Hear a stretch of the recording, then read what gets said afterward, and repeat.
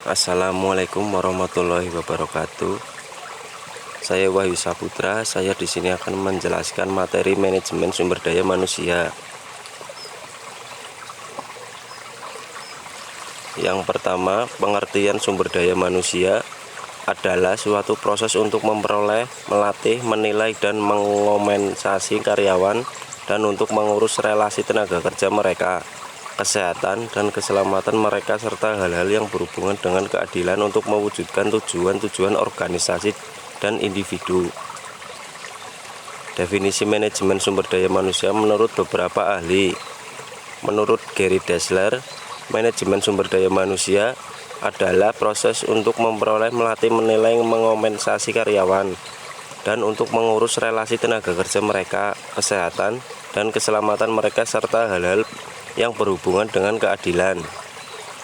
Dan ada beberapa ahli. Yang kedua, pentingnya manajemen sumber daya manusia bagi manajer.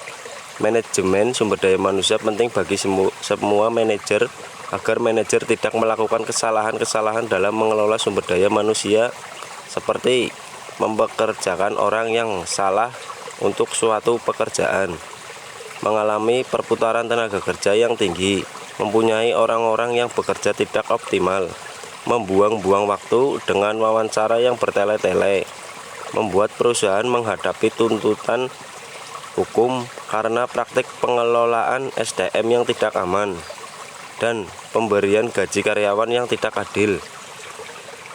Tiga aspek ini dan staf dari manajemen sumber daya manusia ada otoritas. Secara tradisional memberikan hak kepada manajer untuk mengeluarkan perintah pada manajer atau karyawan lain.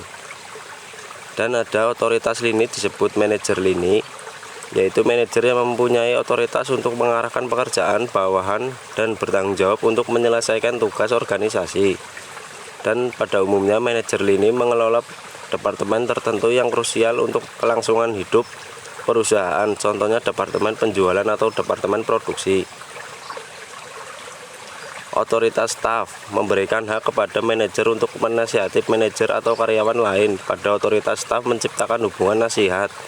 Sedangkan manajer yang memiliki otoritas staf disebut manajer staf, yaitu manajer yang membantu menasihati manajer lini. Sedangkan manajer SDM biasanya merupakan manajer staf yang membantu dan menasihati manajer lini dalam hal perekrutan, kompensasi, atau yang lainnya. Yang keempat, lingkungan manajemen sumber daya manusia sebagai sebuah sistem dalam organisasi dipengaruhi oleh banyak faktor, baik faktor lingkungan internal maupun faktor lingkungan eksternal organisasi. Yang A, lingkungan eksternal. Lingkungan eksternal adalah kekuatan-kekuatan utama di luar organisasi yang dapat mempengaruhi keberhasilan suatu organisasi. Lingkungan eksternal dapat dikelompokkan menjadi dua, yaitu general atau mega environment dan task environment.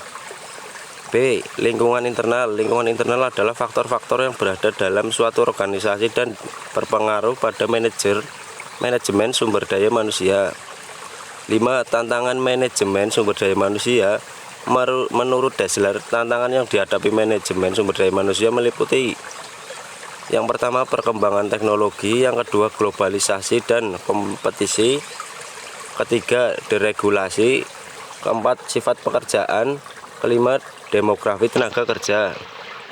Yang keenam, aktivitas manajemen sumber daya manusia secara garis besar adalah analisis pekerjaan, perencanaan sumber daya manusia, rekrutmen, seleksi, orientasi penempatan dan pemberhentian, pelatihan dan pengembangan, perencanaan karir, penilaian kinerja, kompensasi, insentif, dan tunjangan, komunikasi, membangun komitmen karyawan, keselamatan dan kesehatan kerja, hubungan industrial.